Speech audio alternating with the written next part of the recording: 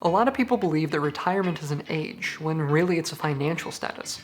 Hopefully, you have that financial status by the time you're retirement eligible, but that's not the case for everyone. There's so many people that don't get to retire, and hopefully you're not one of them. But if you're not working towards retirement in your 20s, you might never get there.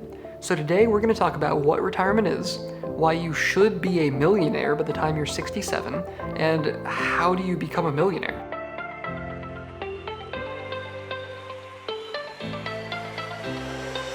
Retirement at its most basic principle is having enough money invested to where you don't have to keep working. And for a lot of people, that's coming in the form of a retirement plan.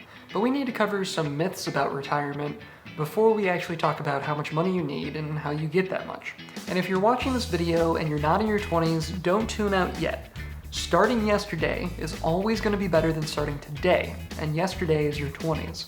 But starting today is always going to be better than starting tomorrow. It's not too late. The first myth is that your employer is going to take care of you. I think every single time that we have an economic crisis, we figure out that that's not true. Your employer has the best interest of the company at heart, not the best interest of you as an individual. So there are so many great retirement plans that become available to you when you start working at company X, Y, and Z. But don't depend on your company to take care of you by the time you're age 67. I work for the government, which means I have a pension plan if I work for X number of years and contribute X amount of money. I'm not depending on that pension plan to keep me alive after 67.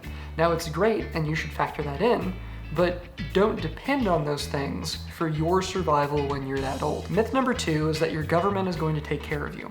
If you live in the United States, you should know by now that's not true. The government doesn't care about you as an individual, and we've seen so many examples of that, especially here lately. If you're in your 20s and you're banking on Social Security by the time you're 67, you're going to be sorely disappointed. And myth number 3 is that retirement doesn't matter in your 20s. Retirement matters the most in your 20s because you have the factor of time. And what I mean by time is compound interest. The key is being in the market for as long as you can. And let's show an example. So to show how powerful compound interest is, let's take $15. $15 is a good meal, a 30-pack of beer, it's a lot of things in this world. But let's say you save $15. That $15, over 45 years of you investing it, at around 6% interest, is a whopping $206. That's the power of compound interest. So let's talk about how much money you need in retirement. In general, there's a lot of different philosophies with retirement, but one of the most common is the 4% rule. You need enough money for that money to be generating 4%, and that 4% is what you're gonna live off of. So let's head on over to NerdWallet's retirement calculator to figure out how much money I need before age 67. I am currently 27 years old. I make around 37, and I have $3,000 after just starting this year. And we'll talk about how much I could have had if I started when I was 22. And I'm saving $500 per month because $500 per month puts me at the cap of $6,000 for my IRA. So I need $1.25 million, and I'm going to have about $1.24 million, so I'm 99% to my goal. Now, how did they get to that number?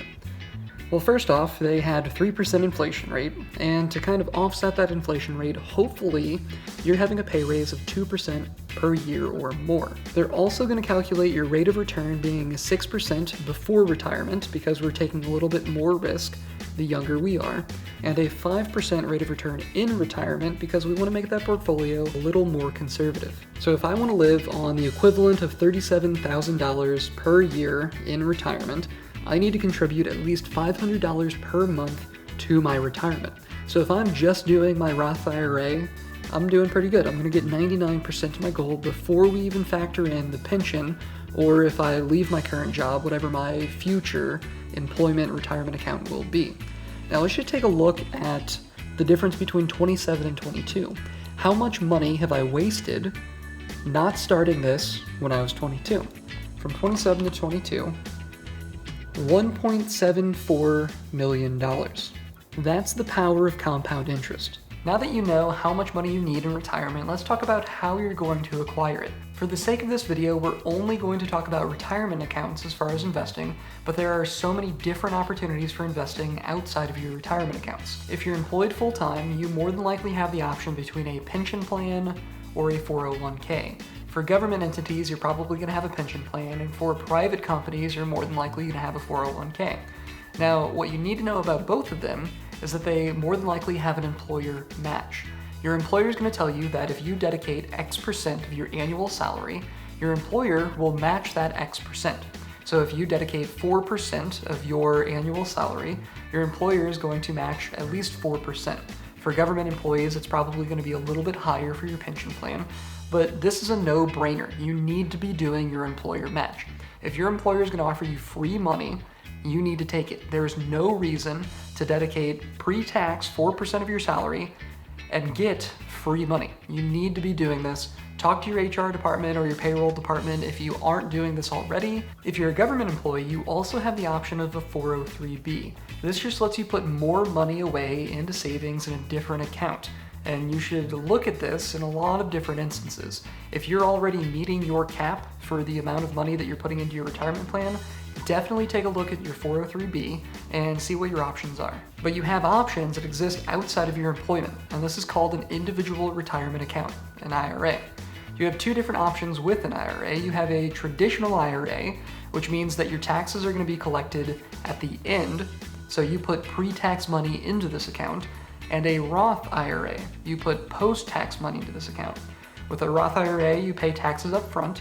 With a traditional IRA, you pay taxes on the back end. If you're in a field that's making a lot of money, I would recommend a traditional IRA because you want to lower your taxes during your 45 years of working, not so much after 65 when you're not making as much money. If you're not making as much money while you're working, like me as a recreation professional, I would recommend a Roth IRA because you're not paying that much in taxes right now, and you don't have to pay that much in taxes during retirement.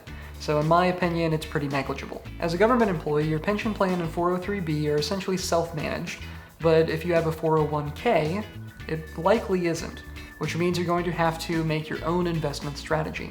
Same thing with your IRAs, you'll have to have your own investment strategy. And what I'm going to recommend is a very common strategy called the 3-fund portfolio. You're going to have 3 different funds: US stock market, US bonds, and international stock market. And between these 3, you're going to be well diversified, so if one isn't doing so well, the other 2 can make up for it. And it's going to allow for a risk portfolio that you want. So me in my 20s, I'm going to put most of my money into the US stock market. It's a little more volatile, but because of that, it provides a higher rate of return, typically year after year. Whereas US bonds are significantly less volatile, but they don't provide as much of a rate of return. So in my 20s, I'm going to have about 70% in the US stock market, 20% in the international stock market, and 10% in US bonds. Over time, that stock market is going to switch with the bonds. So by the time I'm in my 50s, I'm going to have 80% of my money into US bonds. Now there's a couple different platforms that you can have your IRAs on. Personally, I use Vanguard. I find it really easy to use, and they don't have a lot of fees, and nobody likes fees. So once a month, I just contribute my $500 into my Roth IRA Vanguard account, and then redistribute my money into the different stocks that I want. Now when it comes to your investing strategy, time in the market is always going to trump timing the market. If the richest man in the world tells me that index funds are the way to go, I'm probably going to listen to him. He made a 10-year bet that time in the market at a consistent rate would outmatch any of the top financial investors. And he was right, he won that bet. So just put your money in, keep putting it in, and wait your 40 years of employment, and that's going to be the best strategy for 99.9% of the population. I am not as educated as financial investors, and if those financial investors can't beat Warren Buffett, I'm never going to beat Warren Buffett. So I'm just going to stick to my IRA, contribute my $500 per month, and that's my retirement strategy. I'm going to be doing just fine at retirement if I can do that every single month for the next 30 years. If you're only going to do one thing after this video, I want it to be opening an IRA. It takes like 5 minutes and it's completely free.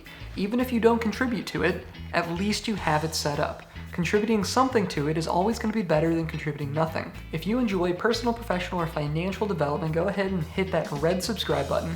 I'm putting out 2 to 3 videos every single week geared towards giving you the tools to succeed in and after college. Proud of you, I love you, and I'll see you next time.